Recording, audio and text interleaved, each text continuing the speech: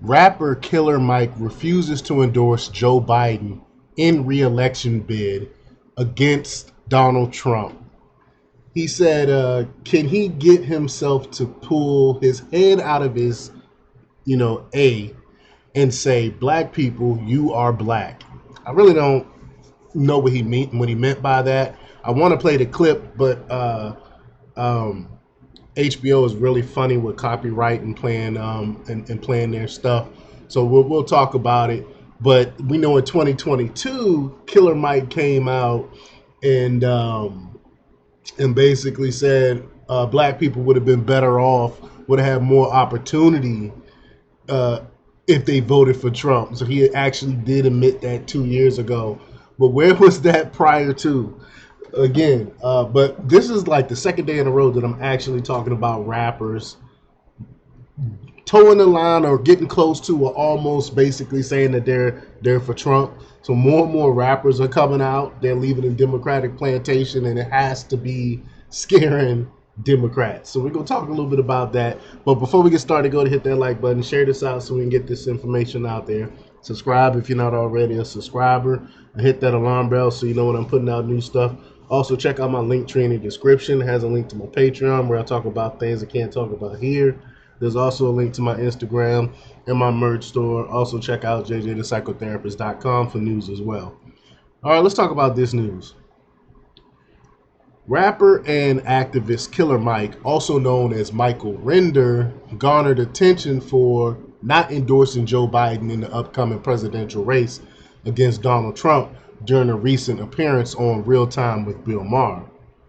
Maher probed Killer Mike for his election opinion, emphasizing the importance of voters focusing on policies impacting future generations rather than personalities.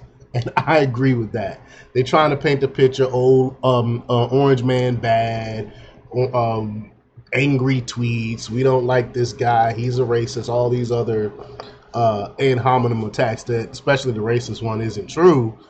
Uh, Now people are looking at, all right, are we better off now under Biden, or were we better off under Trump? And the majority of people, average Americans, middle class, poor people, are starting to come out and admit that we were better off under Trump.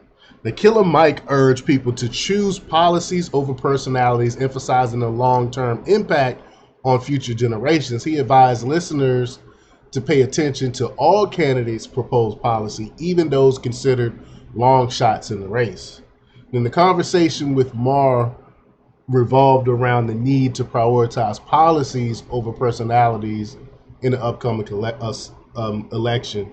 The Killer Mike stressed the significance of policies that will shape the next few decades and encourage people to listen to candidates, even those with slim chances of winning. He expressed support for black people and acknowledged Black History Month when asked about his stance. However, when Maher pressed him to pick a side between Biden and Trump, Killer Mike skillfully avoided a direct endorsement.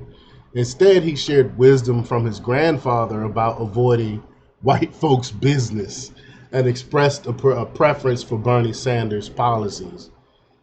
But I'm gonna stop here for a second and talk about Bernie Sanders' policies that he's actually endorsing.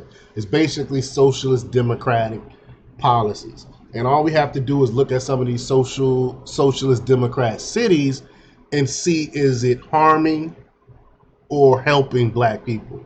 So let's start off, let's take the entire state of California and look at their policies, their socialist democratic policies there. Is it helping or harming black people? Look at San Francisco, the city of San Francisco. Look at Oakland. Look at these places. Look at Chicago. Are these socialist democrat policies helping or harming black people? And I'd say if you actually look at this and you're looking at it objectively and looking at the numbers and looking at statistics, you can objectively say that these policies actually are harming black people. But despite Maher's attempt to elicit a direct endorsement, Killer Mike remained neutral, emphasizing his support for Bernie Sanders' policies. Now, he highlighted his reluctance to endorse Biden without assurances on issues like the 1994 crime bill. I mean, but this is stuff that we know about Biden already that we talked about. We talked about his 94 crime bill. We talked about him locking up black people. So why are we continuing excuse me, why are we continuing to bring up this crime bill? We know that Biden is horrible and really don't care about black people, no matter what he actually is saying.